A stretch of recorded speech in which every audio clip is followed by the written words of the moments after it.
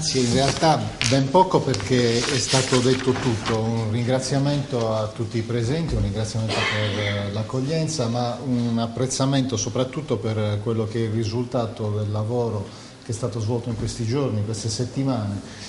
che è importante. Ci tengo a sottolineare una cosa, non è tanto solo l'aspetto finanziario, che certamente è decisivo perché senza risorse non si va da nessuna parte, quindi la disponibilità delle risorse, essere riusciti a mettere in campo risorse importanti per la viabilità, per l'infrastrutturazione, per la messa in sicurezza è certamente un dato positivo ed essenziale. Però quello che va sottolineato è la capacità poi delle amministrazioni di utilizzare strumenti flessibili, di essere operativi e di mettere in campo una collaborazione, una leale e corretta collaborazione sul piano istituzionale. Questo è quello che è successo, questo è quello di cui dobbiamo essere oggi particolarmente fieri, perché se arriva un risultato di questo tipo è perché tutte le istituzioni coinvolte hanno avuto la capacità di impegnarsi per un obiettivo comune e per dare a questo territorio risposte. Un territorio che ha grandi potenzialità, un territorio che per certi versi rappresenta anche un unicum nella nostra regione per quella che è la sua varietà, per quelle che sono le sue caratteristiche, ma nello stesso tempo un territorio che per lungo tempo, per troppo tempo è stato dimenticato e che non ha avuto quelle opportunità, quelle chance, quelle precondizioni che potessero consentirgli di esprimere tutto il suo potenziale. Oggi queste precondizioni noi riteniamo che le si stia mettendo in campo. Le precondizioni ovviamente le principali sono quelle legate proprio all'infrastrutturazione. Gli interventi che sono stati descritti non richiedono altra ulteriore precisazione perché sono interventi tutti fondamentali, vitali per quest'area, vitali per il rilancio, vitali per dare una nuova speranza, ma è altrettanto importante e vitale che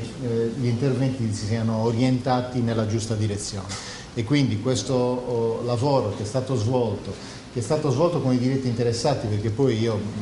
nell'arco della mattinata ho avuto modo, poi la cosa importante è andare, rendersi conto di persona dei luoghi, parlare con gli operatori, cercare di capire quali sono le esigenze ed è quello che abbiamo fatto stamattina. E peraltro è stata anche una bella scoperta perché ho visto che ci sono realtà non necessariamente legate alla nautica, che sono delle eccellenze che hanno già detto e dato molto, ma che possono dare ancora molto se messe ulteriormente al sistema, possono dare veramente molto a questo territorio. Allora il lavoro che è stato svolto è stato quello di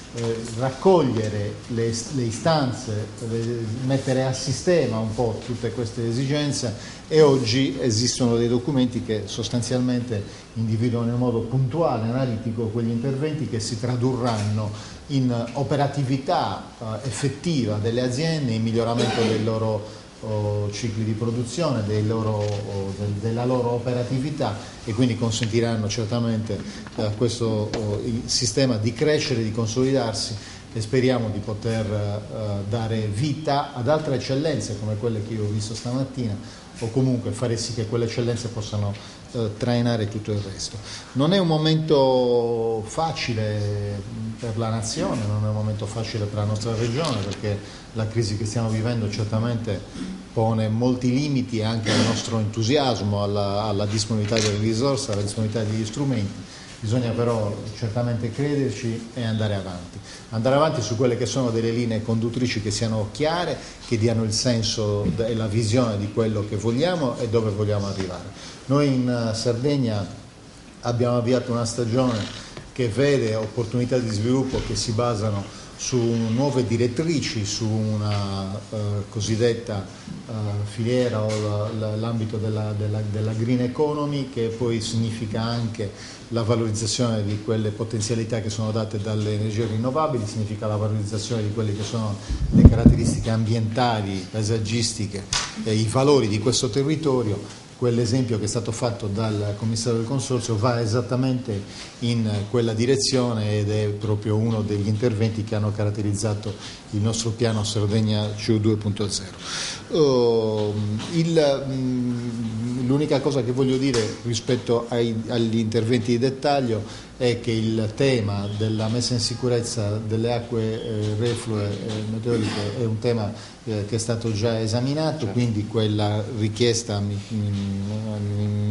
sento di poter dare